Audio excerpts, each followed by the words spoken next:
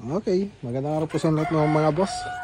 Barangay Labnay, San Jacinto, Pangasinan project part 2. So yung last na pumunta po tayo rito, yun po yung first day nila.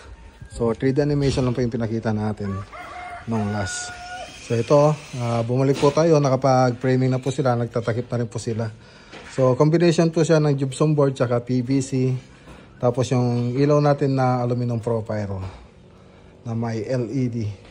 So ito po yung salas nila, tapos kitchen, dining, tapos master bedroom, tapos room 1, tapos meron pa doon sa extension.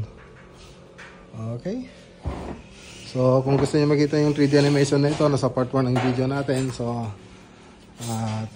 tingnan niyo lang po doon sa Facebook natin ko, kaya sa YouTube. Okay. So ito yung kusina niya. So medyo mababa siya mga boss, kaya lang pinapaayos ko po to, pinataas ko pa po ng konti. Tatama kasi rito yung design natin tsaka dito. Pero pwede pa naman natin isagad yan. So ano natin yan, tingnan natin.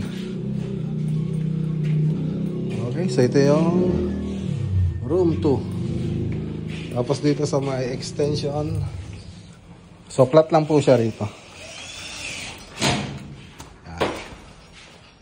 Okay, so ceiling, house paint, modular kitchen cabinet, yan po yung gagawin natin dito. Okay, so abangan nyo na lang po mga boss. God bless.